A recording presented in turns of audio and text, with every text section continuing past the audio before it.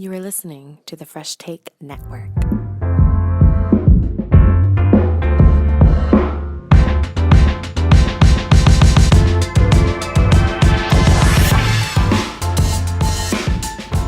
What it is, what it do, welcome to Fresh Take. Joshua Adam William Marathon. I am privileged to have one of the top receivers from the NCAA, one of the more motivational players from the NCAA, Nolan Ulm from Kelowna, BC, our first football player on the pod. So thanks for making history on that side. Great to have you on today, Nolan. Yeah, thanks so much for having me. I'm honored to be here with you. So those that don't know Nolan, first off, I should say you have your own podcast. So I'll kind of get that plugged right at the beginning here. Yeah, I do have my own podcast. I started it a couple months ago. It's called the Make It Happen podcast. And I honestly, it wasn't going to be a big project at all. It was just going to I have two little brothers, so it's just going to be for them to listen to one day. And then I shared it out and a lot of people liked it. So I just kind of kept rolling with it. And I've been privileged to have a lot of really cool guests on there. Kendrick Bourne from the Patriots, Simba Webster from the Bears. So some pretty cool dudes that I've got in contact with. Just being blessed to be here at Eastern. So yeah, that's my podcast. So there's so much really cool stuff with you. I'm going to kind of just start off with the basics. First off, with the football side of what was the first thing that made you fall in love with football? Yeah, that's a great question. So when I was younger, my dad played. So that was a big thing that kind of inspired me to start. And I started with flag football because flag football is huge in Canada. Mm-hmm. I know it's 7-on-7 in the States, but flag is kind of where it's at up north. And I started doing that, and then I was just like pretty good at it. I was like the fastest in Kelowna and stuff. So, I'd go and make plays every game, and that was super fun. But I would say like the love for the game, like there was times even when I was younger, I didn't like it because it's just like hitting is pretty aggressive, and I just would be like, man, it's like negative like 10. I'm just like, getting smoked in the forearms, and it wasn't that much fun. But around like my freshman year in high school, I really started to realize like I could do something with it. And I wouldn't even say it was a love for the game, but just a love for the process, man. Like I just got addicted to trying to be the best version of me, and through that, it was through a game that I was trying to do that. So, I would just say like what really made me fall in love with it, like I said, was the process and the workouts and the practices, and then obviously it all culminates in the game. But definitely just the process of becoming a better human being in general. Was there something about the wide receiver position that stuck out to you, or had you kind of messed around with a few other positions growing up? Yeah, so I played everywhere, and quarterback, running back. A lot of people would laugh when I say quarterback now because my throwing motion isn't great anymore, but it used to be pretty good. And running a lot of running back, and I really did like all that stuff. But as I get older, like I really like making big plays, and you can do that at running back, but it's different when you just catch like a 50-yard go ball as a receiver and the craft of it. So when I got here to Eastern Washington. My receiver coach at the time, his name was Pat McCann, and he's at Fresno State now, coaching there. Like incredible coach. And it was the first time that I really dove into the craft of it, and just the technique and like top of the route, like releasing on a DB and really like the game within a game. A lot of people don't realize like how much. I don't know if anyone's read The Art of War, but it's just like knowing your opponent and like how he moves and how to navigate space between him. Just super interesting stuff. Yeah. So that's what really stuck out to me with receiver, and I'm never going to play defense because I'm trying to score and make plays, and only offensive guys score. So what so you kind of talked about, that's a really interesting point with the Art of War kind of mentioned up, and it's you versus the DB. And so what's kind of going in your mindsets as you're kind of going, you're running your route, trying to beat the DB, there's the trash talk and go back and forth. What's some of the stuff that's gone through your mind as you're kind of trying to judge the DB or the safety, even at times you have to go against? Yeah, that's a great question. The biggest thing for me, and Devontae Adams kind of said it already in an interview, but I've already was thinking this before he came out with it. But I get to the line of scrimmage, and yeah, it's like a Terminator mask, like he says, and like I have an option of what I want to do. So like I have a certain amount of releases, and depending on where he's lined up, I'm gonna attack him and then give him a certain move, and then off of that, like it's just kind of reactionary, right? Because I'm gonna take what he gives me, because you don't want to like force anything, right? So I'm really just trying to just flow with like what's his strengths, what's his weakness. Like if he's a longer DB, I know he's gonna try to get hands on. So like I want to navigate space. We talk about like getting to handshake distance, right? It's a lot like a boxer. So I want to get to where he just can't quite get his hands on me, or where he just can't quite hit me. And then boom, I'm gonna swipe his hands, and then basically I'm inviting him to shoot his hands, because when he shoots his hands, his hips get locked. So that's kind of like a little detail on the line of scrimmage. And then just like as the route's going on, like I have tools, and it really is just instinctual at that point. But no matter where he's at, I have the plan of what I'm going to do to win on whatever route I'm running. So like if I'm trying to go inside and he's behind me, I'm going to give him like a 1-2, or you know what I mean? So a lot of it is like it's the preparation and the process really as your career develops in university, like adding to your tool bag. And not even like it gets to a point where you don't want to do everything. You want to just do a couple things great, right? Like mastering the basics. Like it's very like corny, but it's very true.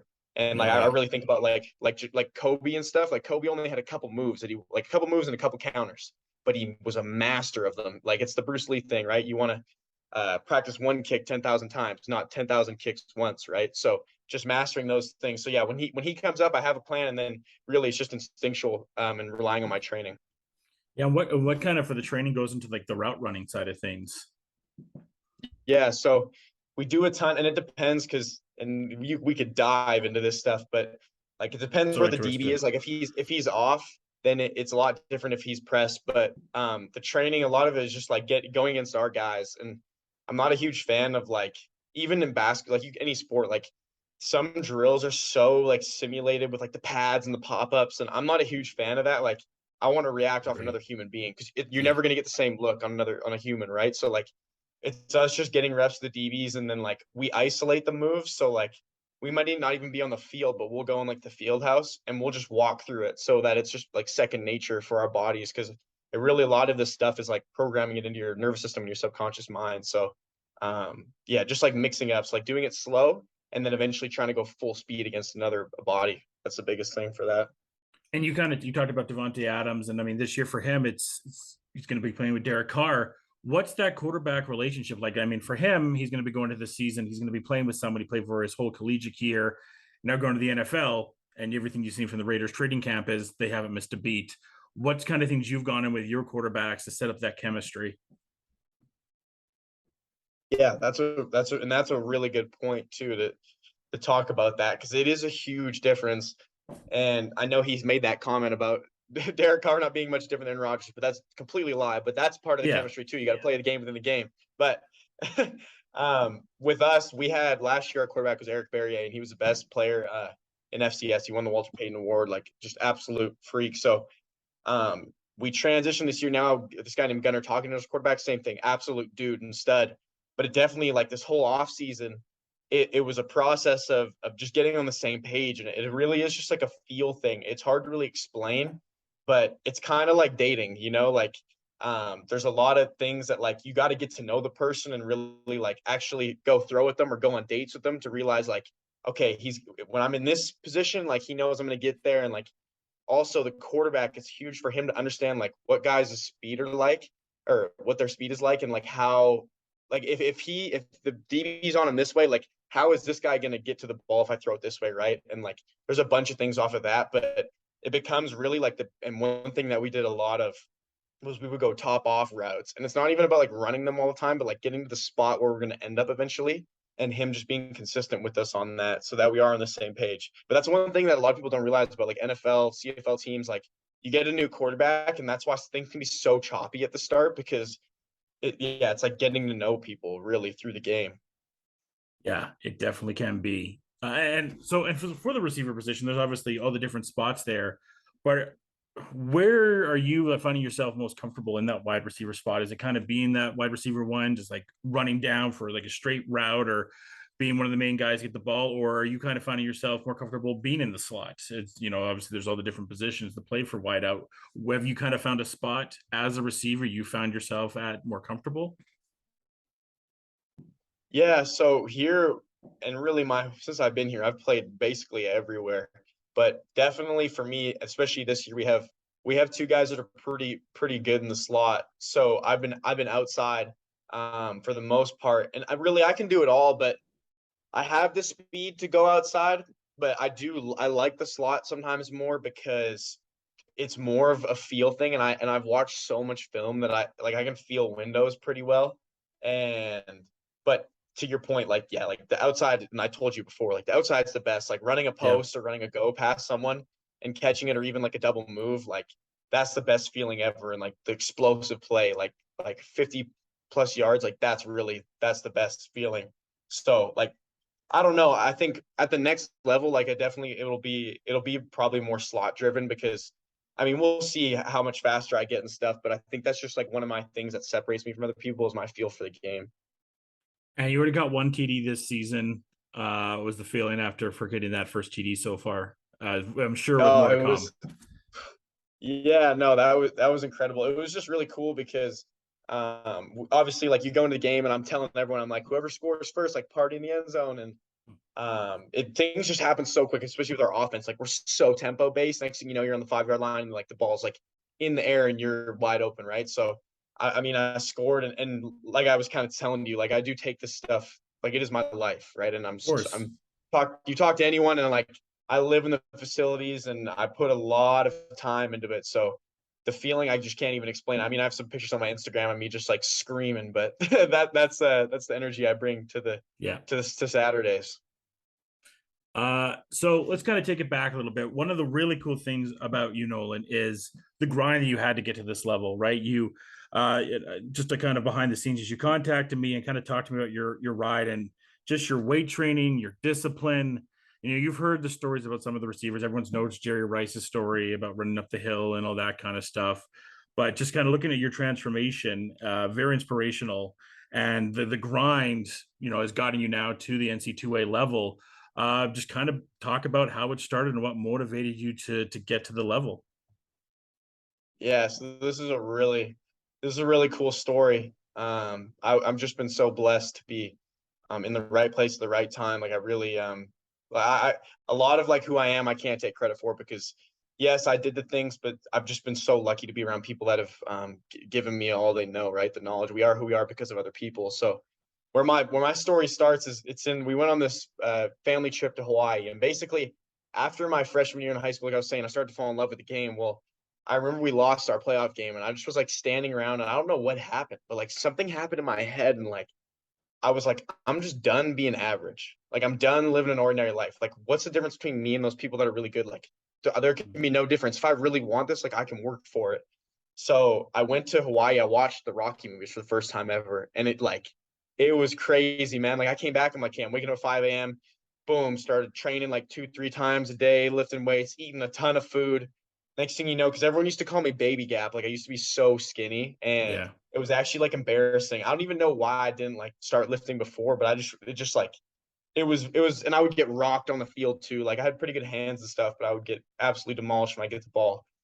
And so I start these workouts and stuff, and like it just gets more and more, like I get more and more obsessed. And there was a lot of stuff I could go back, I would redo it a different way, but like everything happened for a reason. But I watch these Rocky movies, and yeah, I just like decide that like I'm gonna go do something. And honestly, at first, like I didn't think about going D1. I was just thinking about like trying to be better as a person, you know?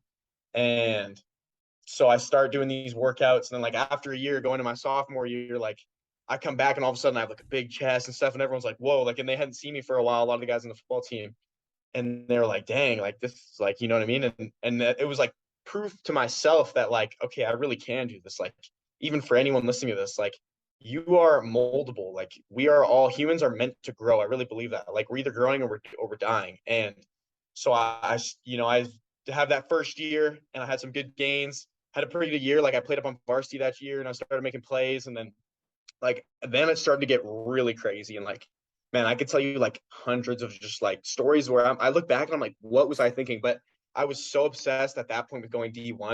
And there was this guy named Taylor Loeffler that went to our high school, and he went and played for Boise State, and then he was with the Bombers for a while. He was an all-pro safety, really good player. Yeah. But I would see his name on our trophy case every day, and I'm like, man, I'm like, my mindset was like pretty good intense, but I'm like, I'm gonna erase his name. Like my goal is to be like the next one that does it. And every day I would see that every day. I'm waking up like 4:30, running in the snow. Like I remember I'd do like stupid stuff. Like I do ladder drills in the snow, but like really I was willing to do whatever it took. I wouldn't ever go out, hang out with friends on the weekend. Like ask anybody. Like I literally lived in our like it was called global gym. So like 2-3 hours a day I'm in there. Everyone knows me as the guy with this hoodie on, just strapped up. And like same thing. Next year I got even more results. And then I just like I kept diving into it more. And it's like, okay, I'm gonna start reading books and become better off the field too. Boom. Then I started getting even better on the field just by learning more as a human, how to interact with people and stuff. And ultimately, crazy story of basically like I went to these couple camps, and I'm sure you'll ask me about that, but like I got in the right place at the right time and got the offers.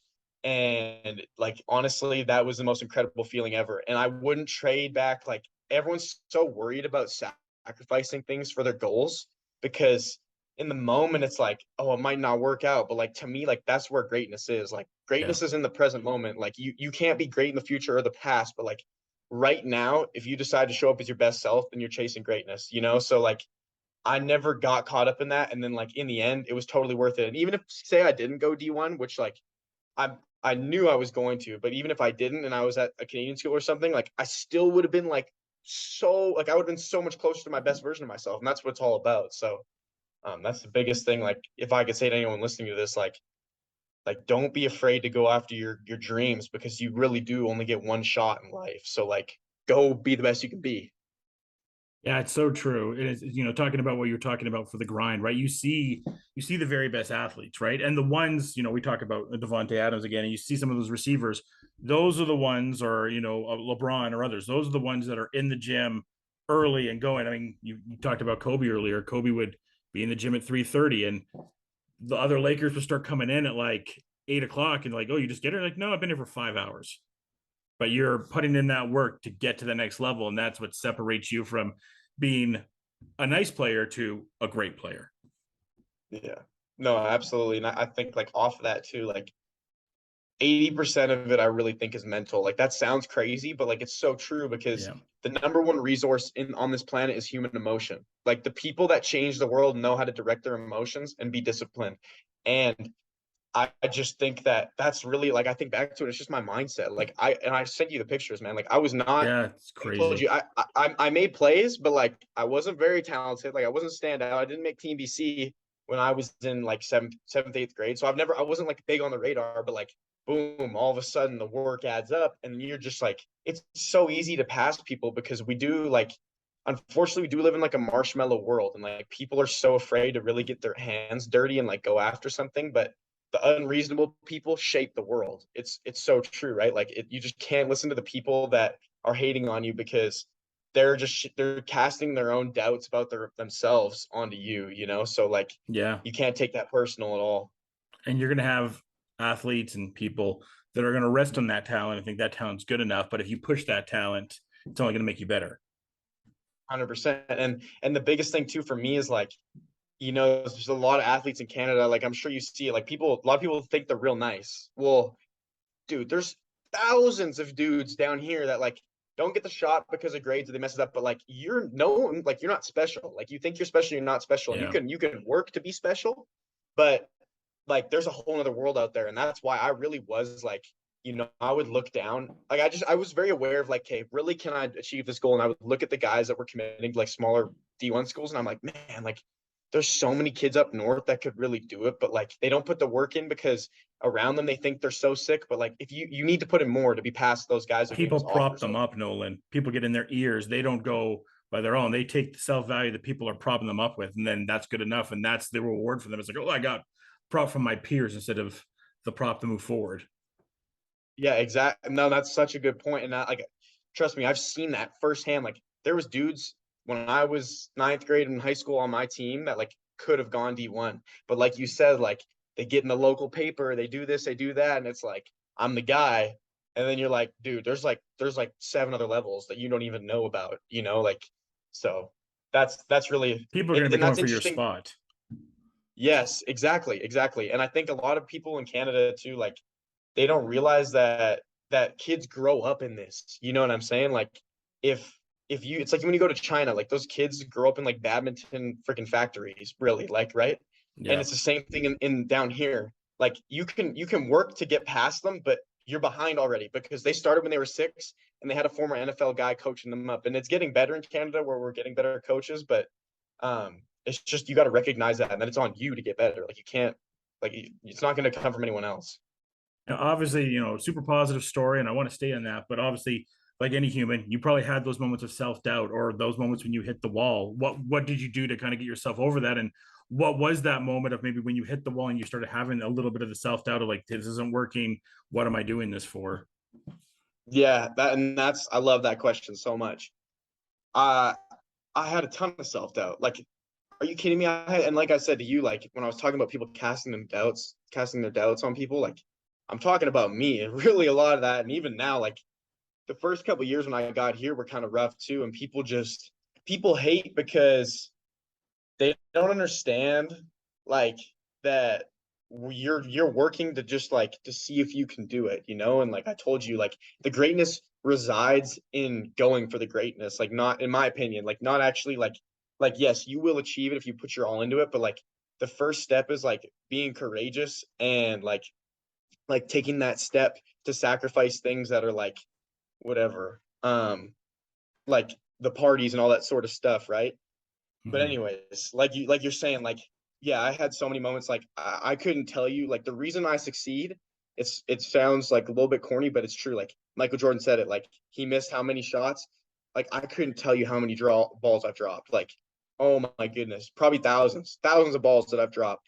And people forget about that when you whatever go to the next level. But like, yeah, like even like I've been locked up, I've been covered, but I go towards that because I know that failing is the answer, because if I really learn from it, then it's not failure, it's just like it's just results that I don't want. So how do I get the results that I do want? But yeah, there was like a point, like just to like really get deep on this question, like there was a point in my 11th, like my junior year, where I was like, is this really going to happen, because like I wasn't getting attention and it was going to be tough for me to be able to fund my own like going to camps and stuff because that's expensive. And like I would be down like really low. And what really got me through it, and like I told you before, we are who we are because of other people. Like I had this one coach, his name's Jared Zaleski. He played in the CFL too. And he really, like when I say I can't take credit, like he gave me everything I know. And then like my parents too. Like that's what I would say to anyone. Like you need to have a support structure that's like that knows your goals. And even if they don't believe in you, like they need to be able to be there for you when it gets tough, So like I always had them to go to and be like, man, I'm so discouraged right now. And they're like, bigger picture, like it's gonna happen. It's gonna happen. Like, all it takes is one opportunity, and Yeah. like when preparedness meets the opportunity, you'll be ready. So I had a ton of those moments. And I would say to anyone listening to this now, like, A, don't be afraid to fail. Like failure really for the ones that are successful, they realize that it's a part of it. It's not the opposite of success. And then B, yeah, like just remember that you can go to other people and that you're not in this alone. And that was really for me, like, and for anyone, this too, like with your successful podcasts and stuff, like your why behind it keeps you going. I'm sure you have moments where it's like not Oh exactly yeah. perfect, right? Yeah. And It's actually down. no, yeah, but like you're gonna say like the why keeps you going, right? So, Yeah. and that's for me, like even the reason I hit you up is like I want to be able to get out there to as many people as possible to inspire them to use my story, because like that's how I succeeded. I would listen to stuff like this, or like G. Simon would come to a receiver camp and I was soaking everything up. He said like a sponge, and like I still remember everything he said, like to this day. To this day. And that's like 12 years ago. Like that's crazy, right? But like, yeah.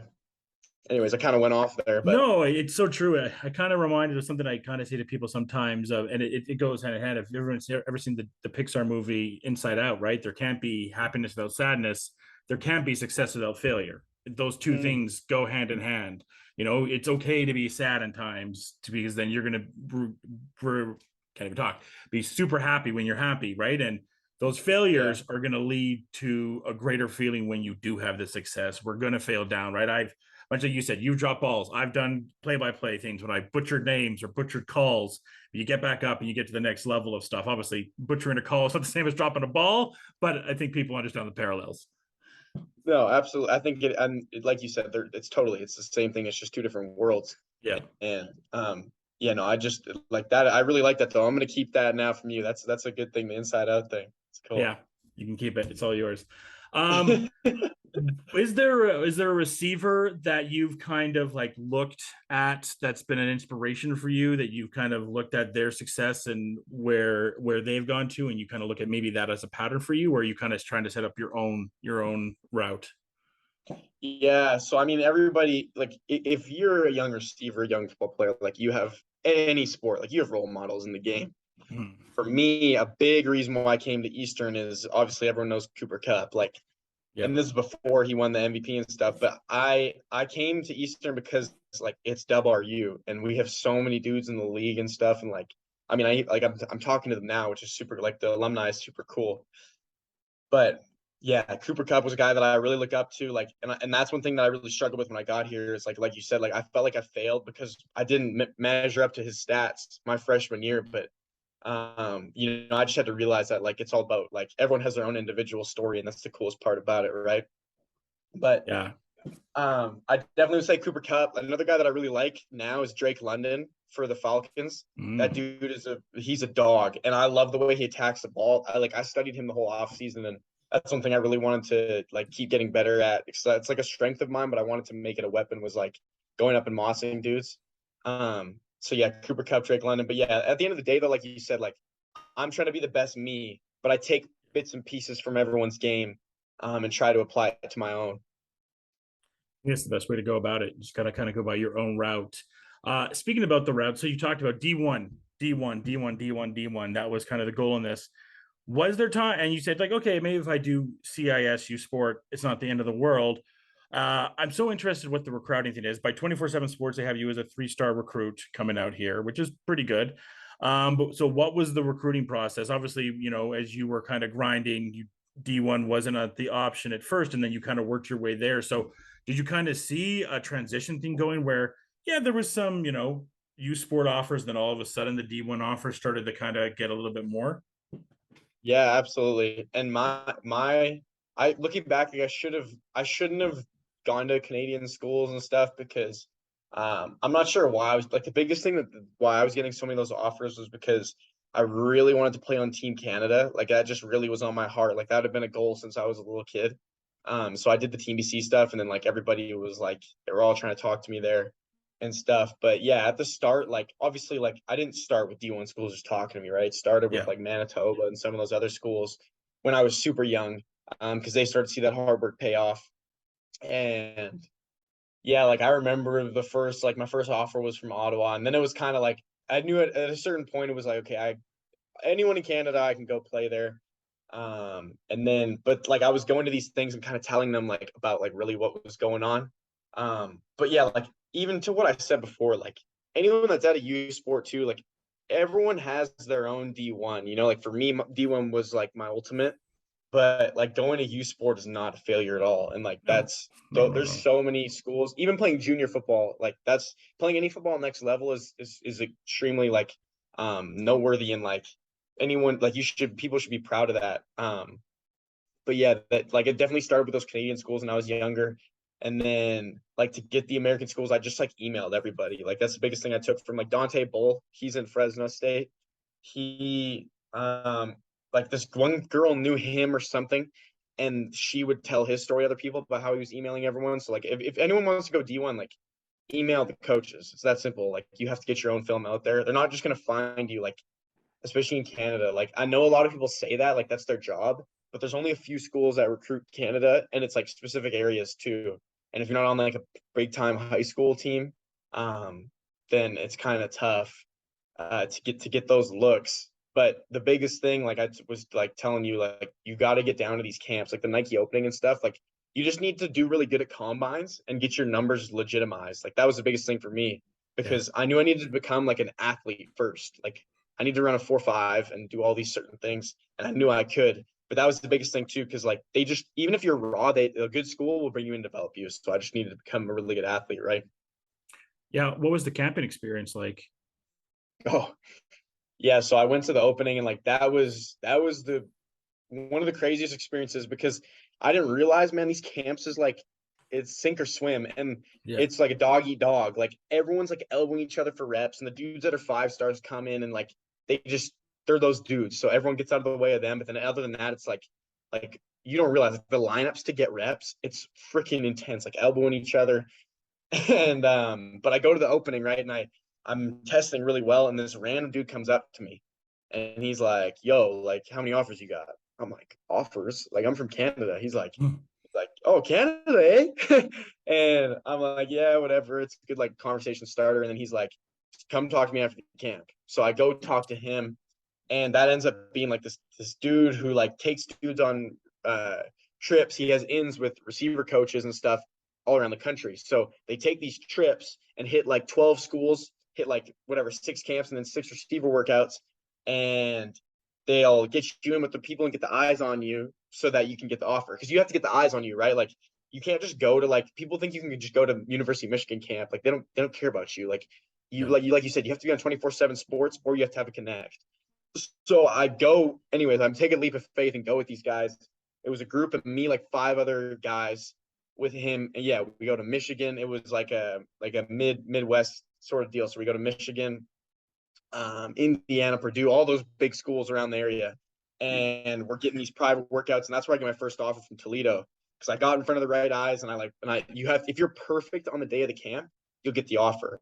But that's the craziest thing. Like these schools, these big schools will offer you off of a perfect day of camp.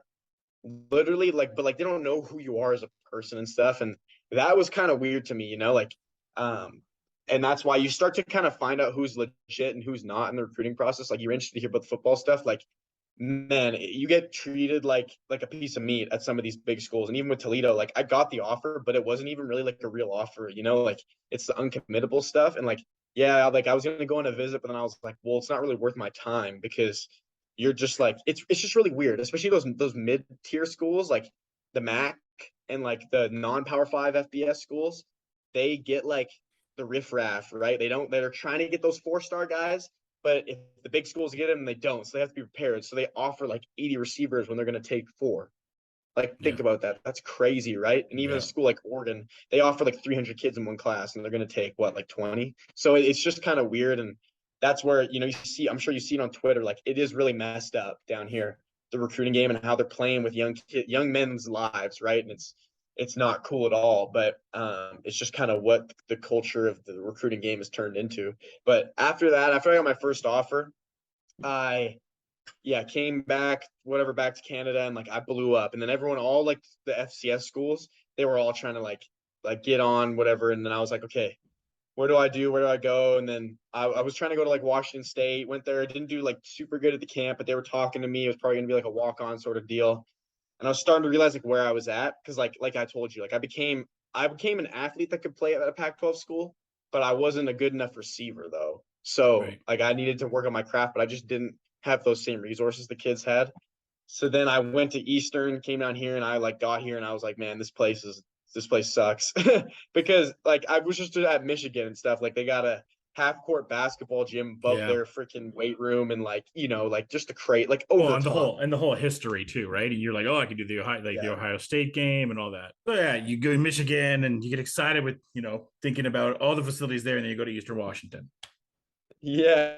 So I get here and I'm like, and this is where too the recruiting process and it's the same thing for basketball, I'm sure, but they get kids' heads get messed up because they're like, oh, I want the big stadium. I want the this, the that, like I want 12 pairs of cleats and stuff. Like, nah, that's not it. Like it's all about the culture. Like, and that's the craziest thing. We've had so many transfers, or not so many, like a decent amount of transfers coming this year. Because we had a lot of linebacker, like in this one class, we needed some linebackers. So we don't usually take that many transfers, but we did. And they came in and they're telling us about like Rice or like some of these other big schools, and they're like, and schools that like were talking to me and that I was like trying to go to, and they're like, man, these places suck, like, and Really? it's all about the culture.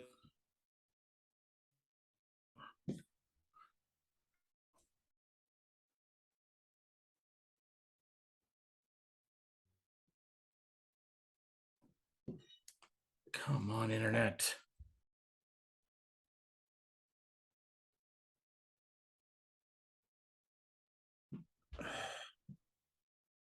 That'd be crazy. You're doing so good.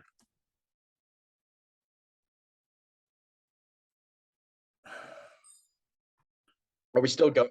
Okay, yeah. I know. But no, yeah. So like I was saying, like, so yeah, like the big schools sometimes are not it. Like, and I'm not saying that every school, like there's a lot of really, really good big schools, and I've heard guys that have had great experiences. But the biggest thing is just like not getting wrapped up in the like the items of it. You know, it's like you got to think about like where you're gonna really develop the most. Like where are you gonna, like I keep saying it, like it's all about being the best you, but like where are you really gonna be the best you? And so I came to Eastern, and then I like start to hear about the receiver culture and stuff, and I'm like, okay, like this place is pretty dope. And then really, I just got lucky because like the receiver coach here was incredible, and yeah, like the league guys. So I chose here, but really halfway into being here, I'm like, man, I'm so glad for different reasons that I didn't even think of when I committed that I came here. And it's just, yeah, it's like the culture, and like our team is actually a team. Like we're not just trying to get ours and like slit each other's throats. Like we're trying to win games and see each other succeed. Like, yes, we're competing to get on the field and produce, but it doesn't come from a place of like, it comes from a place of true competition, which is trying to inspire the best in another person, right? So And you're in such a great, well, kind of split here, but just such a great football state, right? Obviously, some changes in the pack. So just kind of interested on that side of just the rivalries that you're having in the pack and building up to some of those. And then obviously UCLA and SC taking their ball and leaving. Yeah. Yeah, so yeah, this Oregon one is going to be huge. So we played them back in 2015. I want to say that was like a big game where we went to their place just like we're going to do. And obviously I wasn't on the team, but that was back when like Cooper Kupp, Kendrick Bourne, all those guys were there, and we put a lot of numbers on them. Our defense couldn't hold them, but like we put like almost 40 on them. So I'm definitely looking forward to this one for sure.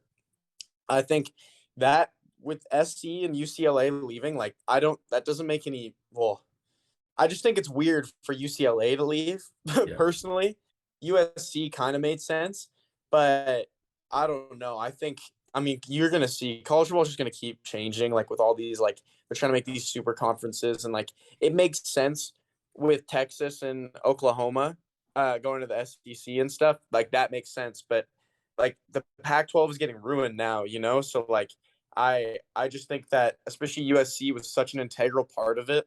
So it's just getting weird now, and you're not going to get the same like the like the rivalry games, you know, where like I don't know, you're not going to see Oregon and SC playing anymore like they used to. So it's just it's a weird dynamic, man. But obviously that's way out of my control. So it's cool to look at, but I really just care about winning each week, you know.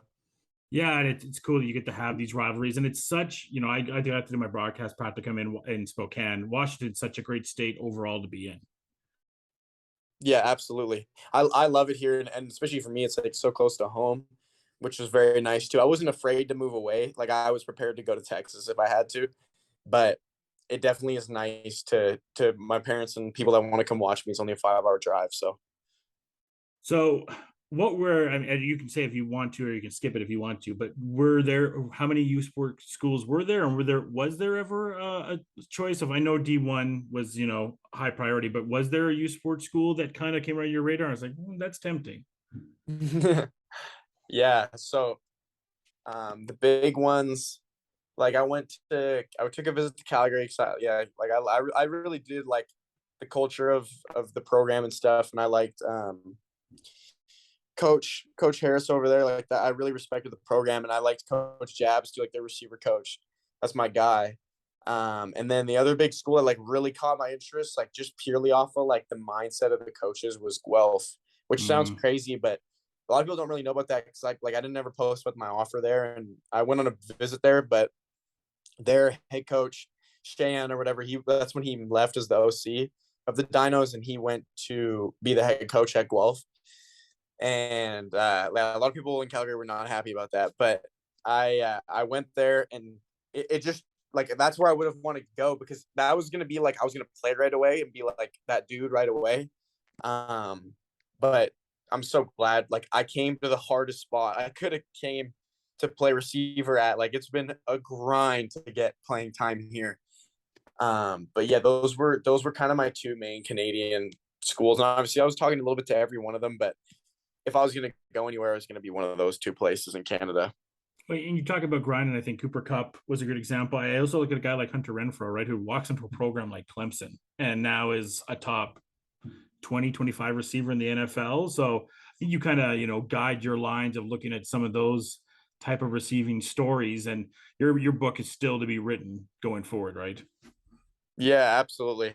And I like you said, Cooper Kupp, I really related to him because everyone saw he only had a couple offers. He had like Idaho State and Eastern Washington coming out of high school. So he limited too. And then he came in tiny as a freshman. Like, you watch film, this dude is like, I couldn't tell you how much he weighed. I want to say probably under 180 for sure. And then the next year he's like 200 or whatever. So his thing was different though. He was a really good receiver coming in and he needed to become a better athlete.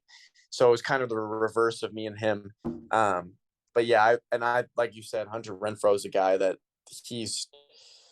what he's been able to do, and he was just Mr. Clutch at Clemson. Yeah. That's when you're that reliable, you get opportunities.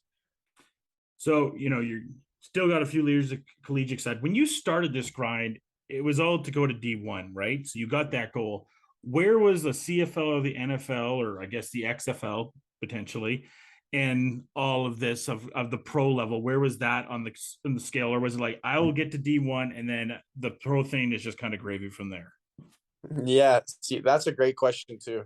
I find it funny, like when kids, I think it's awesome. Like, obviously, if we went to every high school, most high school teams, like most of the players, and every college football place, you say who wants to go to the NFL, you're gonna have like 95% of the people raise their hands. So it's pretty obvious everyone wants to go to the NFL. But like you said, like my focus was only D1, and I really didn't care about the NFL at all because like that was way too far away for me to think of. But I knew my ultimate goal, and still my ultimate goal is, but like I was more focused on the big one before that. So now, even before I got here, as soon as I got the D1 offer, now the goal was like, okay, play here and like produce here, So now that's still like, now it definitely is more like NFL is like on my mind a lot, but I know that, like I told you, like greatness isn't in the future, like it's right now. So it's like literally, today is our day off.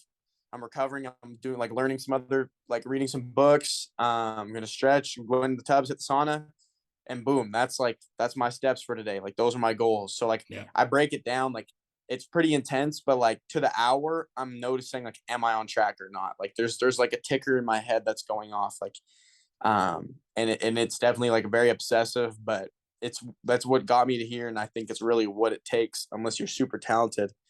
But yeah, now it's like the NFL is definitely a little more there, but even then, like, and really, like the point of all this is to win games. So I just want to win games with my team, and the better I become, and the more bigger part I become in the offense, the more I'll produce, and then the opportunity to go to the league will come. Yeah, obviously, I think sometimes you talked about, talking to younger players, there's like, oh, I just want to be pro. It's like, well, being in the NCAA, being at a D1 level, it's pretty special. Like for you, I mean, at this point, it's like playing in a bowl game, getting a touchdown in a bowl game. That stuff is stuff that you're just never going to forget. That's the legendary type of stuff. Yeah, absolutely. I totally agree with you. And yeah, to your point too, I think some kids just get so ahead of themselves, which is good. Like, I'm like, if you have that goal, that's good. If it like really fires you up and like gets you to go take action, then use it. But don't ever let something get overwhelming, and don't ever. And this is the thing, like they have the NFL goal, and then they go they go drop a pass in a touch game on the weekend, and it crushes their soul. And it's like, dude, like this, like you got to have long-term focus, man. Like if you're already getting like beat up about this, you're not going to make it, So that's why I think that sometimes when people shoot for the stars, it's a little too much for them. But I really believe in that. Like shoot for the stars, land on the moon. Like the higher you set your sights, the more you're going to push yourself to do more, but just don't let that crumble you in defeat, that's really just like, it's in your own head. One thing I talk to a lot of young athletes about is the pandemic was such a weird time. Recruiting wise, the weirdest recruiting thing in our lifetime we're ever going to see, right? People missed their grade 12 year. Some people were seniors for grade 11, and there's an entirely weird jump going to collegiate because And so I talked about it with basketball players and some volleyball players, but just from your experience and maybe talking players, how much difference is that jump if you were in the pandemic and your senior year for a football player was grade 11 and you're making that jump collegiately? How much of a difference gap is that when you're going from grade 11 to the collegiate level? Man, it's huge. And to your point, I really am so grateful that I have my offers going into COVID, and I was like pretty set, and like my receiver coach like he was giving me stuff to work on, but like yeah, I mean that like a lot of people know, like that was either a separating time or a sifting trash time. That's what I talked about with my track coach during those times, because we would go to the track. Like I overtrained way too much during COVID because I had nothing else to do, but we would go to the track, and he's like, I'm giving my guys workouts, and like you can still come to track. The track's open, but he's like, it's just sifting through trash. Like you're gonna find out who's really gonna come out of this ready. And like it was a separation point for I think a lot of people. And I think you saw, especially U Sport, because U Sport kept getting shut down. So like you needed to be super driven as a person and have like very compelling goals to keep your drive through all these canceled games, canceled seasons, all this sort of stuff, and like be resourceful and find the weights in the basement, wherever, you know what I mean? Like, and it's just hard for people to do that. So I think you saw, like, you're saying the big jump from like, it is a massive jump from high school to here. But even youth sport. And I think there's so many injuries because people weren't prepared. Yeah. And like young freshmen, like they didn't get developed, and that was the saddest part for me. Like I had friends that are reaching out to me being like, hey, like show your film to your coaches. Like I need somewhere to go, because we played, we never really took a break. Like the big breaks we took were the ones with all the other bigger schools, so like we never really missed out that much. So like I was very, and I'm very, very fortunate for that. But I think it definitely was a tough time. And I think people are now starting to recover, but I think even like it just took a lot of people away from the game, like youth sport, lack of funding and stuff. Like people were like, well, we're getting held back more and more and more. Like, why am I still playing the sport when I can just get started with my life, And it's just like, that was so sad to me to see that, Yeah, it was a tough time. And just the progression too. I think it kind of goes to, where your podcast is and what your kind of goal that you've been talking about too. It's that succession. It's that drive. Like what's going to drive you? Okay, you're missing this whole year. So you have to kind of take this next gap because there's going to be kids that go to that collegiate level that got their whole senior year. You didn't get a senior year in high school. What is going to make you separate that level? You have to have that drive. And I think listening to some of the words and seeing your growth that you've had, that's a sense of motivation that people could look at of how you can do that. Exactly. And and like I said before, like if you want change, you have to be the change. And like no one's going to do it for you. No one's going to wake you up and go make you run the field. And like in COVID, I had no sympathy for people that weren't working, because like there was people, and I knew a lot of people that weren't putting in the work, and like their family was still in a great position financially and stuff. Like I really look at it as like there were people that were going under and like had to grind and did grind. And like I don't know, I think, like I said, like to you, like people take two, like you can take two meanings out of anything in life, and what's right is always available, and so is what's wrong. So what are you going to focus on? Oh, the world's shut down. Well, to me, I got excited because like I was like, man, I feel for the people out there that are struggling, but like this, like I told you, like this is separation time. Like I'm not going to get down by stuff that's not within my control. Like that's just not who I am, and that's not who anybody should be, because like it's like I keep saying the cliches, but it like if you really live by these, then life is pretty good. Like control the controllables, and the rest will figure itself out. Truly. So we kind of talked about smaller goals. So what are some of the goals you set for yourself for this season? Yeah, I mean, I want to be all conference, and honestly, the biggest thing is I want to win. I want to go. Yeah, I want to win. I want to see if we can have this undefeated season. It's a tough schedule, but I want to go make noise against these big teams. And the biggest thing too, like I have a lot of goals outside of football, and like everyone has the goals to go All-American and stuff. But yeah, I want to be All-American, all those things. But I also just really want to start impacting the community locally in Spokane area and stuff. And I'm gonna try to just start like speaking at some of these schools and stuff, and just continue on with this podcast stuff. And because really all I care about is impacting lives. Like I had this moment, and I'm sure that you've probably came to this point too, but like the trophies and stuff, like that goes away. I tell this story all the time. Julian Edelman, he won the Super Bowl MVP. I don't know how many years ago, but like who talks about him now? Only everyone cares about is Cooper Kupp. Like, so that stuff is going to go away, but people will never forget the way you made them feel. And it's all about those recessional effects, or like, you know, when you drop a stone in the water, creating the ripple. And if you really can impact someone's life and directly impact the quality of their life, it'll make them a better, for us, it'll make you a better father, better son, better teammate, which in turn, like they're impacting more people for the better. And that's really what sport is. Like sport is a way to become a better version of you in order to better serve other people. That's what I really believe. So. And you talked about things outside of football. Have you had considerations of maybe doing some motivational speaking and using your path to inspire others? I know you're using the podcast, but you know, doing seminars and that kind of thing. Yeah, it's funny you say that. Actually, I've been really into like the Tony Robbins stuff this past like year, and I've been studying his stuff and working with people that are in his organization and talking with them. And yeah, like I went to one of his seminars, and doing a ton of his like programs and stuff like that. So yeah, I'm trying to, we'll see if I'll do it in season, but yeah, I'm going to start speaking at some of these schools. And I want to, like, my goal is to speak at almost every Spokane school by the time I leave here, in like the next couple of years, which I know I'll do. And then, yeah, I'm definitely, I don't know if the seminar will happen. It'll probably be in the winter, but yeah, it'll be here on like the campus and stuff. So I'm going to do that too. And then, yeah, there's a lot of other stuff going on too, but yeah, just like coming on podcasts like this too. Like I love learning from people like you, and like trying to be better and learn from other interviewers. Cause I want to be really like, I like my podcast, and I love like just doing what you're doing, you know, like understanding and appreciating other people's worlds and their stories. Like that's what it's really about. Yeah. So what's been your favorite interview so far? Your favorite thing you've learned from doing your pod?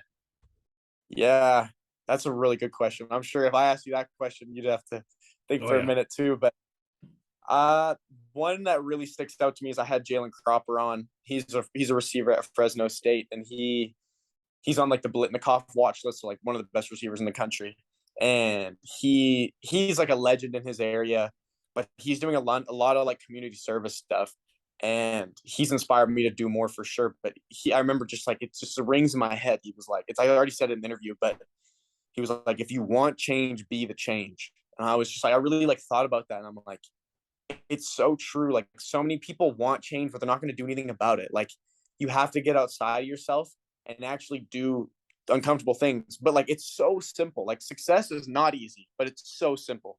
You know, like, you know that just like I know that. Like you just have to make the decisions to be disciplined, like I was saying. And then the other thing that I took out of it too is like I had this interview with this guy on my team that and this is a really good one for people to listen to. It's called Strength and Vulnerability. And he talks about his alcohol addiction and like battling like the pressures of college football and that sort of stuff. Like just a really cool story. And I think that's the message. And I try to do like that. Like you said, you asked me like about the failures or not looking like it was going to work out. Like I ask all these successful people that come on, I'm like, tell me a failure that turned out to be something that was for you. Cause I really believe, it's a core belief of mine, that everything happens for us for a reason, you know? So that interview with him about talking about Alcoholics Anonymous, and then talking about like, same thing. He's like, no one's going to care if I'm All-American in 10 years. Like there's going to be no All-Americans. And you know, what really matters is like how I am to my teammates, you know, like that's the biggest thing. So those are probably the two big ones that like just off the top of my head. That's a really good point too, because especially with some of your teammates, maybe sound corny, but those are going to be brothers for life, right? Those are going to be people that you go to weddings, celebrate them having children, et cetera, et cetera, et cetera, that you're going to have these bigger life moments potentially down the road. And yeah, maybe you were an All-American on top of it, but those moments that you have and the winning and the celebrations, that's going to be stuff that you remember forever. Absolutely. And I think to your point too, and this is what I've realized too, I used to always force everything in high school. Like I'm sure you can get that vibe where it's like, Rocky, right? But like really what it's all about is like, the more I come from a place of like love and stuff, and like it's going to sound uncomfortable for certain people, but it's so true. Like when I come from a place of love for the game, love for other people, like love for my competitor, like really. If you're really competing is to inspire the best with another individual. So like pushing them, yeah, like whatever it takes, talking trash, but like get the best out of them. Like that's really, to me, like that makes you become All-American, and watch like the guy that came on I talked about the Alcoholics Anonymous, but that had some struggles throughout his career. He's going to be an All-American this year because now he's coming from this better place in his soul, so you can see I can go pretty deep. I'm a deep guy with this stuff, but I can see that. It's been a joy to have you. We like to wrap these pods up with a little bit of fun of rapid fire stuff. Okay. To kind of get to know people. So we'll start off with favorite current NFL player. I think we already answered that, but we'll still go with it. Okay. Yep. Yeah, definitely Cooper Kupp. Have a favorite NFL team? The Packers. Yeah, Packers. I like the Packers. Nice. Favorite food spot in Spokane so far? Oh, probably this place called Anthony's. It's right on the riverfront. It's incredible little seafood spot. And for people that don't know, there's Canadian town in Spokane. I can't remember what it is. I was there 10 years ago, but it's something like that. Yeah, no, there is. Whenever you get to Spokane, if they know you're Canadian, they take you there like right away, like you're going to be amazed by it. It's like, oh yeah, that's cool, I guess. I don't know. I know, it's like that was my same reaction. I was like, oh, nice. Pump up song before a game. Ooh, probably. Oh, sometimes I do what Kobe does, and I listen to the Halloween theme song over and over again. That sounds a little crazy, but I like it. All-time favorite movie. All-time favorite movie, probably Indiana Jones, the first one. Nice. First one is the best. Pregame meal. Pregame meal. Probably not much. Probably like a shot of olive oil and then banana and some peanut butter. I don't know if you're a gamer, but favorite video game. Okay, I used to be a gamer like way before when I was younger. Favorite video game, Dark Souls 3. See, and this is where I definitely have a little nerd spot in me. Yeah, that's a tough one too. It's a tough one. Yeah. All right. Thanks so much, Nolan, for coming on. It was an absolute pleasure to have you on. Make sure you can watch him on the weekends for Eastern. And this week, a big game against the Ducks. So make sure you check out that one. And check out the podcast. Plug the podcast for us, Nolan, and all your socials. Yeah.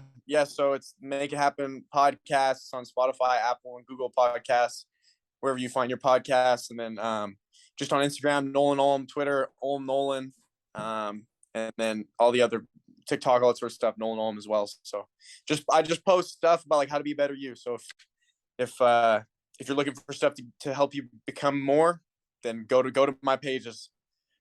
I think a lot of us can use that.